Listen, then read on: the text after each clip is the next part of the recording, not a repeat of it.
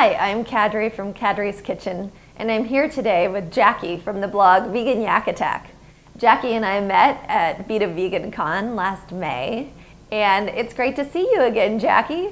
Hi, my name is Jackie. I run the website Vegan Yack Attack, and I have been for almost 2 years, no, over 2 years now. It's filled with tons of recipes, from healthy breakfasts to filling dinners, and even some raw recipes thrown in. I just wanted to thank Cadry for having me on her Vegan Mofo interviewing thing. I mean, it's pretty exciting. I don't usually get in front of the camera that often, so excuse me if I'm kind of nervous. I guess we'll get on to the interview then, right? Jackie, you have so many amazing looking recipes on your blog. What is your favorite recipe that you've ever veganized? My favorite food that I've ever veganized are these things called golumpkis, or some people call them golabkis. They're basically a steamed cabbage roll, like stuffed. It's a stuffed cabbage roll, and it's an Eastern European dish, and my Polish grandmother used to make it for my family and I whenever we'd go and visit her in Michigan every summer. And I hadn't had it in years up until earlier this year when I decided that I wanted to finally veganize it. And I'm so glad that I did it. They turned out so good. And I've had a bunch of other people make them. They really enjoyed them. I'm just glad that I could fill that void in my diet, as well as help other people do it too. And it's funny because apparently there are a lot of people looking for Eastern European vegan recipes, because that's a pretty highly searched recipe on my site. So is that your most popular recipe on your blog? It's not the most popular recipe on my site. The most popular recipe on my site is this little recipe called the hangover cure smoothie. It's really simple. It has dates and coconut water and bananas, and I think there might be some peanut butter in there too.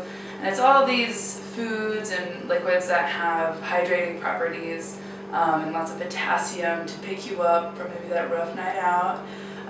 Definitely have heard people saying that that helped them out, so if you ever need the hangover cure smoothie, you can definitely find it on my site. I know you have a significant other. Is he vegan? Is my significant other vegan? No. I actually became vegan in the middle of our relationship, and he is still an omnivore, you know, big on hamburgers and Italian food, and I would say that was certainly the hardest part about being vegan, because there's compromise in relationships and there's compromise on top of that, which is this. So finding places to eat out isn't always the easiest, but it's definitely been a learning experience. And obviously, if you have any questions or need tips on that, you can ask me, or if you have any tips for me, everything's greatly appreciated. Is there a food that a lot of vegans like that you dislike?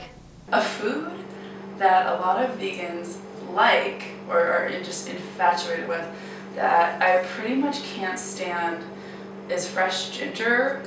I know that sounds totally bizarre. I can do ground ginger. It's totally not as strong, but if you put a good knuckle of ginger into any juice that I'm drinking, I'm pretty much going to be pissed off at you.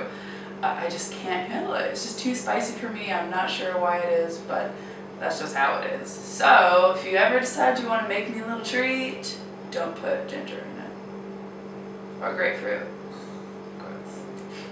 Don't tell my mom, she loves grapefruit. What do you think is the best thing about being vegan where you live?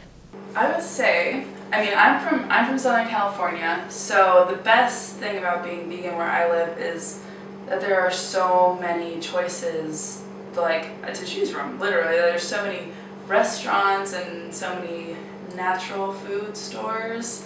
Like I have Sprouts and Whole Foods. Trader Joe's isn't necessarily one of those, but so awesome.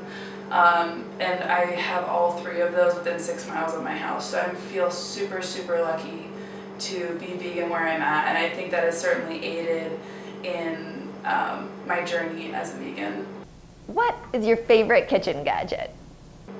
My favorite kitchen gadget, it's hard to decide because I love kitchen gadgets. Like, I mean, I love my toaster oven, but one thing I could not live without is my blend tech. And I'm not kidding you guys, if you just have a standard blender, and you're deciding you want to get into like cashew creams and all of these other kind of like rough on your blender recipes, it is so worth the investment to go get a Blendtec or just whatever, a high-powered blender, because I'm not sponsored by them or anything, although hey Blendtec.